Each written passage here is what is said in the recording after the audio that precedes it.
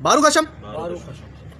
अच्छा जी, नंबर 7, यूसुफीस की दूसरी किताब 8 बाब की आयत नंबर 2 में सीनी कम्युनिटी को फकीयों और फरीसियों से ज़्यादा रास्तबाज बताया गया है और एक दूसरे से ज़्यादा प्यार करने वाले भी। यहोशुआ हमाशियाह ने बिल्कुल ठीक इसी तरह इसराइल से और अपने शागिर्दों से कहा, अगर तुम्हारी रास्तबाजी फकीयों और फरीसियों की रास्तबाजी से ज़्यादा न हुई तो तुम आसमान की बादशाही में दाखिल नहीं होगे। ठीक है जी, इसके लिए देखें यह वाला मत्ती 5 बाब आयत नंबर 19 से पढ़ें ज़रा। बस जो कोई इन छोटे से छोटे हुक्मों में से भी किसी को तोड़ेगा और यही आदमियों को सिखाएगा, वो आसमान की बादशाही में सबसे छोटा कहलाएगा, लेकिन जो उन पर अमल करेगा और उनकी तालीम देगा वो आसमान की बादशाही में बड़ा कहलाएगा। क्योंकि मैं तुमसे कहता हूँ कि अगर तुम्हारी रास्तबाजी फकीयों और फरीसियों की रास्तबाजी से ज्यादा ना होगी तो तुम आसमान की बादशाही में हरगिज़ दाखिल ना होगे। हालेलुया।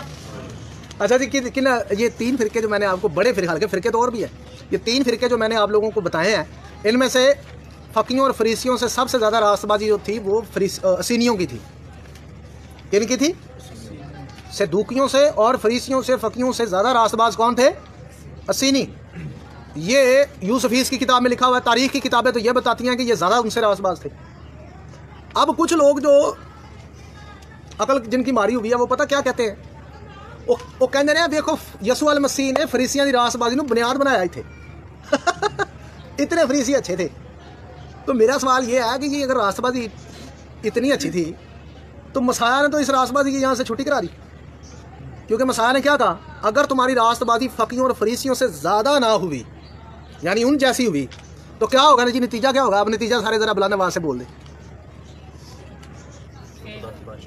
दाखिल हो गए। तो क्या होगा? ये रास्तबाजी बुनियाद है या फेल है? फेल है। ओ यार, ऐसे तो छुट्टी हो रही है, तुसी आंदे हो जी ये बुनियाद है। मसाया इसकी छुट्टी कर रहा है इधर से कि भाई इनकी जो रास्तबाजी है उसकी छुट्टी है, ये फारग है। हालेलुया। इनसे ज्यादा रास्तबाज बनोगे तो जाकर बादशाही में क्या होगे? दाखिल होगे। और तारीखी किताबों के अंदर, यानी यूसुफीस की किताब के अंदर भी ये लिखा हुआ है कि असीनी जो थे वो फकी और फरीसियों और सदूकियों से ज्यादा रास्तबाज थे। हालेलुया। चलो हम सारे तो ये दसो यसू के मुताबिक, और यसू के मुताबिक जी उन्हें तो ज्यादा रास्तबाज होना चाहिए बंदे, और उनसे ज्यादा रास्तबाज कौन थे? असीनी। लो जी, ये तो मसाया के कॉल पर पूरा उतर रहे हैं। ये पाकिस्तानी मसीहाने उनको बिदती कहते हैं, ये उनको क्या कहते हैं? इनका दिमाग खराब है। लिहाजा ये भी मसावी बनता है, ये भी। हालेलुया। असीनी कम्युनिटी का फिरका खुद को नूर के फर्जंद कहते थे। नंबर 8 है जी ये पॉइंट जो है। असीनी कम्युनिटी का फिरका खुद को नूर के फर्जंद कहते थे और फरीसियों और सदूकियों और गैर कवाम जो बुत प्रस्त थीं उनको तारीकी के फरिश्ता के फर्जंद कहते थे। इसके लिए देखें डेड सी स्क्रोल्स कम्युनिटी रूल नंबर 3 तोमार में यूँ लिखा है कि रास्तबाजी के तमाम फर्जंद नूर के बादशाह की तरफ से हुकूमत करते हैं और नूर की राहों पर चलते हैं, लेकिन शरीर के तमाम फर्जंद तारीकी के फरिश्ता की तरफ से हुकूमत करते हैं और तारीकी के रस्तों पर चलते हैं। हालेलुया। ये तोमार के अंदर लिखा हुआ है। याद रहे कि फरीसियों और सदूकियों को यूहन्ना बपतिस्मा देने वाले ने और यहोशुआ हमाशियाह ने भी सांप के बच्चे कहा,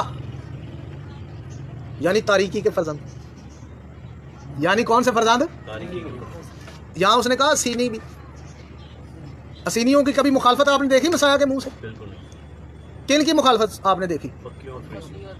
क्योंकि मसाया के खिलाफ इनकी तालीम जाती है, लेकिन असीनियों की तालीम मसाया के बिल्कुल मसावी जाती है। इसलिए उनका नए अहद के अंदर जिक्र भी नहीं है, क्योंकि उन्होंने कभी आकर मसाया के खिलाफ बात की नहीं, इसलिए मसाया ने उनको कभी मुखातब भी नहीं किया। हालेलुया।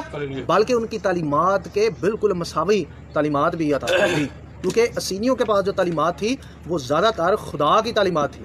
हालेलुया। खुदा की सिखाई हुई थी। बारूक हशम।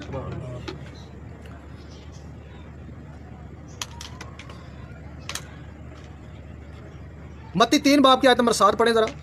मगर जब उसने बहुत से फरीसियों और सदूकियों को बपतिस्मा के लिए अपने पास आते देखा तो उनसे कहा, ऐ सांप के बच्चों, तुमको किसने जिता दिया कि आने वाले गजब से भागो? बस तौबा के मुआफिक फल लाओ। हाँ जी, इधर भी आपने देखा कि यूहन्ना ने क्या कहा जी उनको? सांप के बच्चे कहा। मत्ती 12 की आयत नंबर 34 में यीशु ने भी इनको क्या कहा, जरा पढ़ दें। ऐ सांप के बच्चों, तुम बुरे होकर क्यों कर अच्छी बातें कह सकते हो। ये यहाँ भी मसाया ने फरीसियों को क्या कहा, सांप के बच्चे। असीनी भी फरीसियों और सदूकियों को, जो कि नकली सदूकी हैं, ये याद रहे कि असल सदूक का घराना जो था वो ये उनकी नस्ल से नहीं थे। इनका दावा था कि हम उनकी नस्ल से हैं, सदूकियों का, जबकि ये उनके निसबनामे से नहीं थे। सदूकियों ने खुद ये डिक्लेयर कर दिया था कि ये हमारी नस्ल से नहीं है, क्योंकि जो असल सदूकी घराना है, यानी जो सदूक का घराना है, वो मुर्दों की क़यामत पर ईमान रखता है। हालेलुया। लेकिन ये जो सदूकी मसाया के दौर में थे, ये मुर्दों की क़यामत पर ईमान नहीं रखते थे। ठीक है ना जी। सो लिहाजा ये खुद को नूर के फर्जंद कहते थे और फ़की फरीसी और गैर कौमों को तारीकी के फर्जंद कहते थे। अब पलूस रसूल ने पहला तस्सलीकियों 5 बाब आयत नंबर 5 में वो कहता है, जरा पढ़ दे इसको। क्योंकि तुम सब नूर के फर्जंद और दिन के फर्जंद हो। हम ना रात के हैं ना तारीकी के, बस औरों की तरह सो ना रहें, बल्कि जागते और होशियार रहें। क्योंकि जो सोते हैं रात ही को सोते हैं, और जो मतवाले होते हैं रात ही को मतवाले होते हैं। मगर हम जो दिन के हैं ईमान और मोहब्बत का बख्तर का लगाकर और नजात का उम्मीद का खौफ पहनकर होशियार रहें। हालेलुया। तो पलूस रसूल भी असीनियों की तरह कलीसिया को क्या कहता है, तुम सब किसके फर्जंद हो, नूर के फर्जंद हो। तो इनकी तालीमात जो है वो बिल्कुल मसावी है। हालेलुया।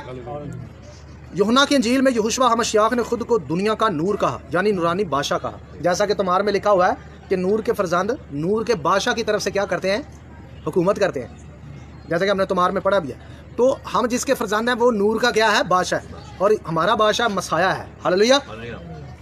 यूहन्ना 8 बाब आयत नंबर 12 में लिखा, और यस्सू ने फिर उनसे मुखातब होकर कहा, दुनिया का नूर मैं हूँ, जो मेरी पैरवी करेगा वो अंधेरे में ना चलेगा बल्कि जिंदगी का नूर पाएगा। हालेलुया।